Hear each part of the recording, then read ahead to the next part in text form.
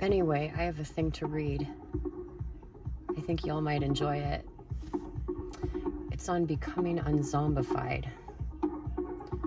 I had a teacher once who used to say nature is evil. There are like so many gross things that happen in the insect kingdom. It almost makes me wonder if this is where the forces of darkness beta test their nightmares. Weird mating and feeding practices, cannibalism and parasitism, things getting stung and things dying, things getting tied up and drained. It's a dog-eat-dog world under the rocks in the forest where things creep, crawl, and fester. A constant battle for resources. And for some creatures who like to mate and then eat their partners, it's a straight-up snuff film. And then there is like this weird mushroom that turns living things into zombies. Ophiocordyceps unilaterale, the zombie ant fungus, drains its host completely of nutrients before filling its body with spores, and then pleasantly sending it back to its colony as a disgusting kind of Trojan horse.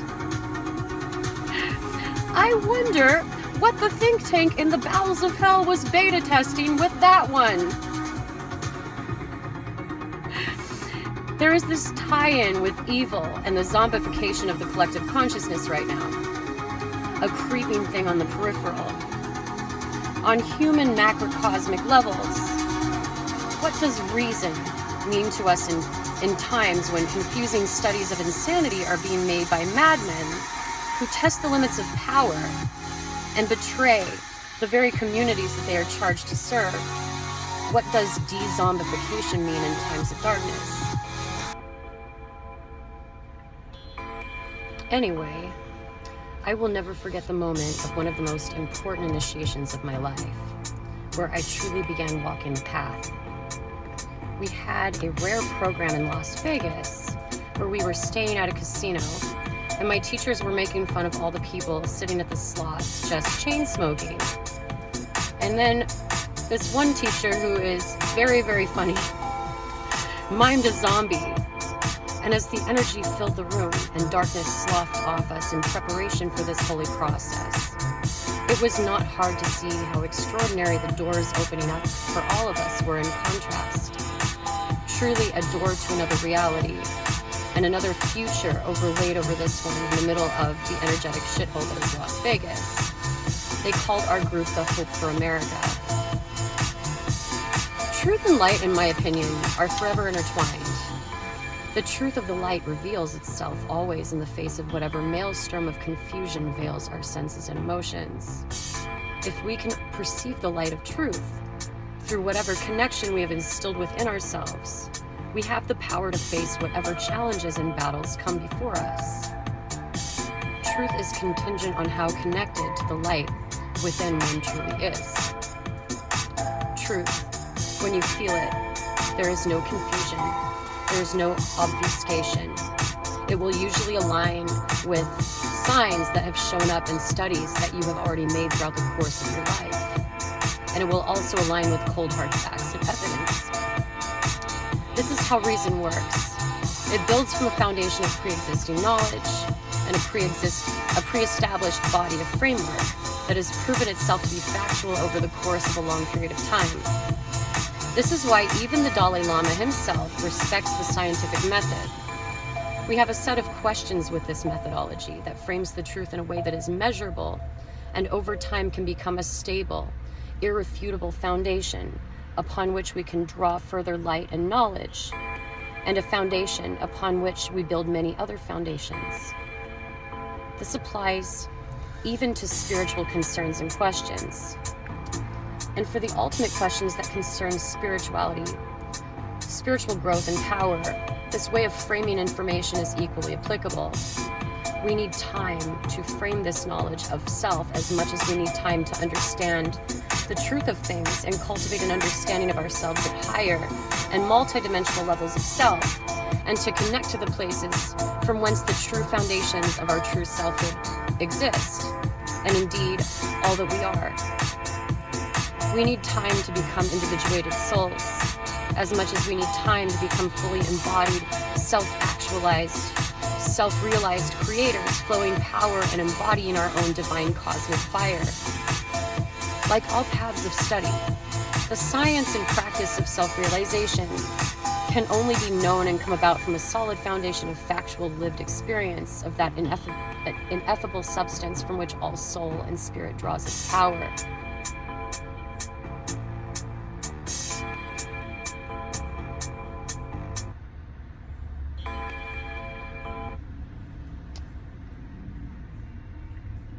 We often confuse reason and truth with the lies that we tell ourselves, with the calcified parts of personality that evolved from our years in formation, and with the willful energies of other people and programming from societal and socioeconomic upbringing. Through these sources, competing truths can arise and confuse us as to who and what we truly are. And the selfhood and truth of this is also evolving. This is the nature of things, to be constantly growing and evolving. We either grow or we die. The truth about self changes, though at innate levels, the truth of one's unique spirit and its chosen, focused, self-determined individuality and collaboration with divinity never does, in the sense of how the machinery of the universe is designed to work.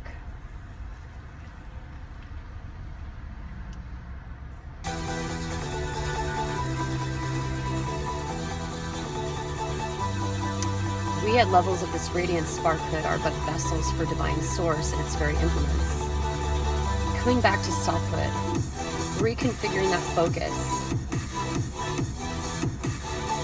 on the expressions and beauty that we as sparks of divine fire chose to bring through in our service as individuated and yet unified consciousness. Purpose and service are that which bring through in their purest and least polluted forms the most beautiful and incredible expressions of wisdom and truth that we experience from masters, huge creative talents, and incredible genius minds. The spark of the soul is the true creative source of genius, and the only real charge of our lower selves is to rise up and meet this spark of light from within our own divine individuated selfhood as much as we can. If you should come upon the summit and find that there is still something missing, there is more work to be done. The veils of this world part the more you do this work, and the light of the soul fills out, unfolds like a blossom of understanding. And when we have the courage to surrender to this greater truth, however far we have fallen away, and however unfamiliar it is to us, falling in love with the surface of things, falling in love with the physical for this reason, takes us fully away from the truth. No matter how beautiful the illusions of our lower selves' mirages might be to us. Ego attachments, especially self-importance, are like this. Like, you can pretty up a turd all you like, you can even spray paint it gold, and there are even like these gold capsule things that you can take to literally shit gold. But it's still basically shit, you know? Decorating a lie for many years, lies about selfhood, lies about who and about who and what we are, can oftentimes be like that turd. We've made it pretty, we've made it precious, we've made it part of ourselves, we've created all these stories and narratives around this turd being part of the furnishings of our inner world, have grown attached to it, but it still sinks and needs to be flushed at a future moment. Again, no one can do that work for us. Decorating a lie, I already read that part, to see, speak, and live in the truth, to embody the truth of the authentic light, love, and holy life of divine selfhood, requires sacrificing these calcified dingleberries as often as we can. Dingleberries. Sometimes people themselves become said crusticles. What did I say here? Crusties. We must cut off these dried up and useless furnishings. Like, you know when your cat has, you know when a long-haired cat forgets to clean itself? Or it's just, it hasn't quite been successful?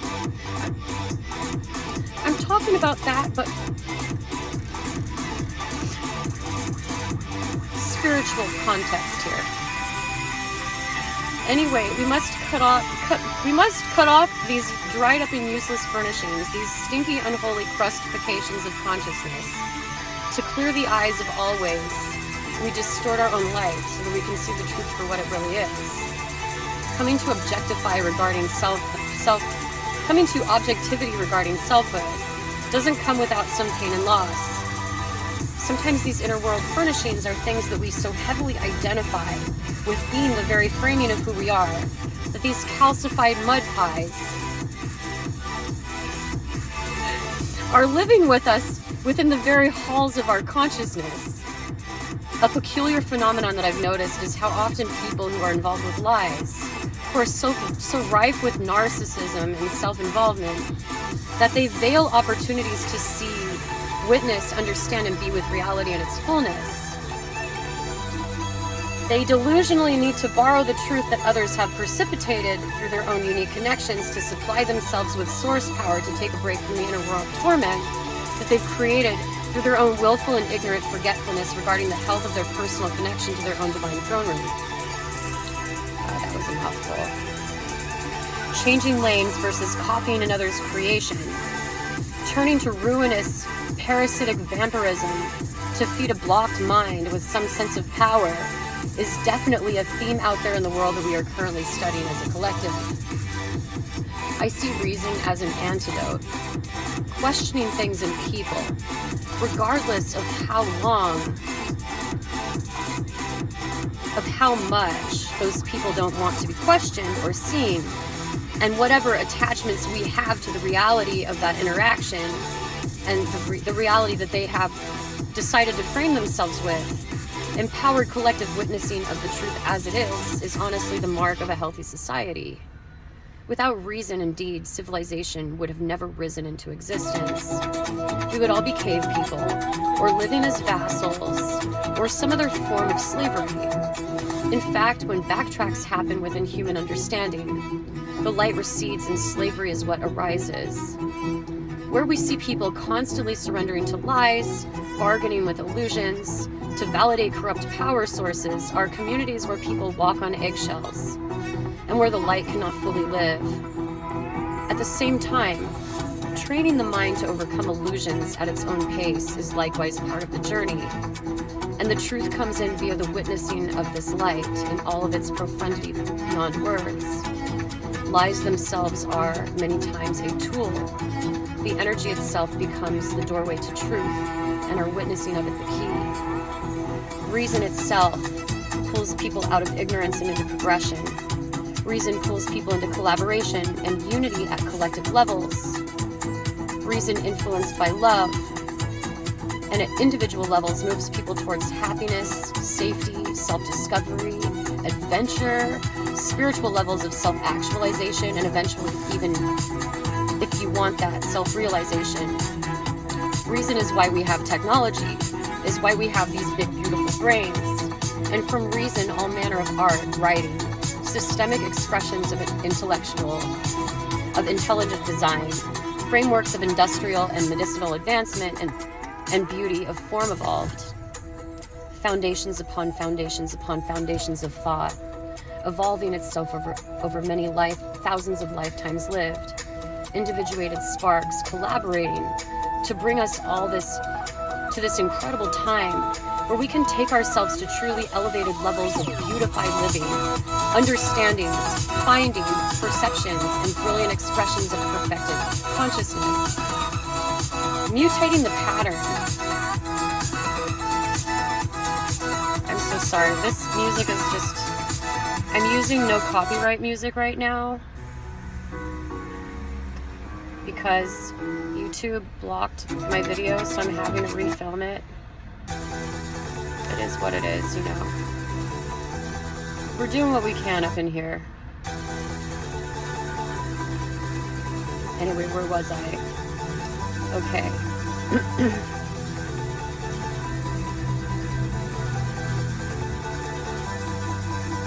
Mutating the pattern. Though change is often resisted or even possessively, selfishly pursued and ruthlessly occupied by people who, in their misunderstanding, Complete misunderstanding of creation, envy people who have something different to offer, is how we collectively evolve. Someone had to think differently, had to be the tall poppy, had to set themselves apart to bring through something new. For every building block of understanding that society has anchored in its modern foundations, every building block, someone had to come up with something new.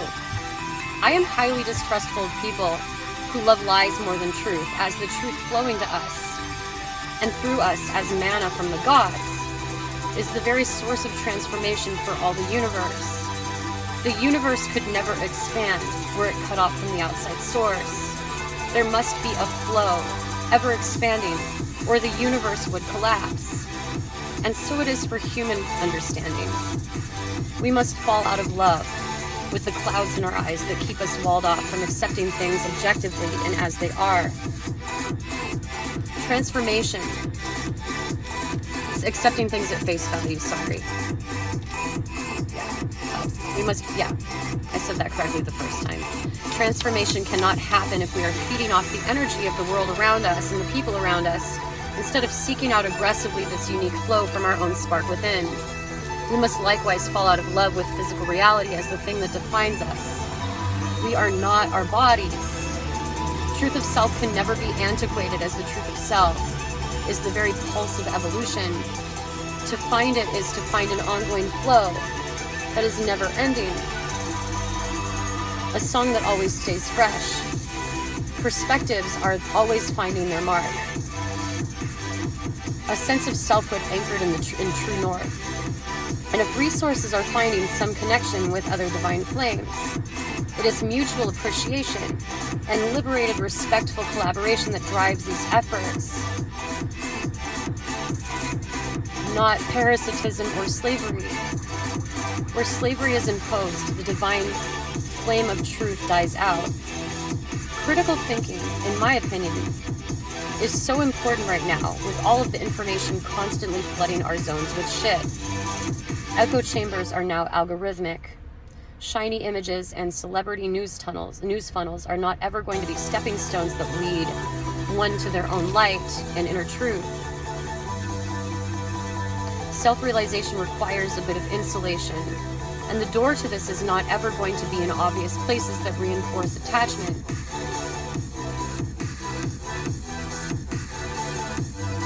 Algorithmic echo chambers are now reprogramming consciousness to keep us dull-witted, dumbed down, and trapped in subconscious ignorance.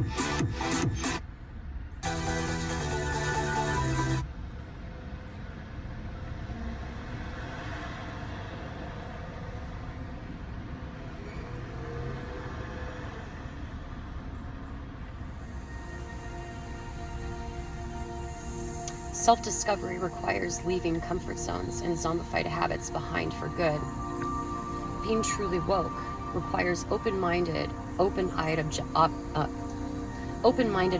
wisdom that allows us to take in new information and study it objectively. The more you take things as they are and assess them with a mind of curiosity and non-judgment, that means that without emotional attachments to needing things and having things be a certain way, or attachment to a certain outcome, the more the truth of the light will flow through the veils and enfold your life with wonder. The more that you can respond honestly and from awareness to whatever the current moment requires of you, with wisdom. And from this place of discernment, we can then cut away things that are not the doorway to our personal evolution. There is a gift, a spark of love, waiting there, placing the key in our hands. Love, the truth, and the light are all intersecting in this doorway if we but allow the light of reason to govern our minds, and the spark of cosmic divine flaming love instilled within the heart to ignite the way. Anyway, that's all I wanted to share with you today. I hope you guys have a beautiful day.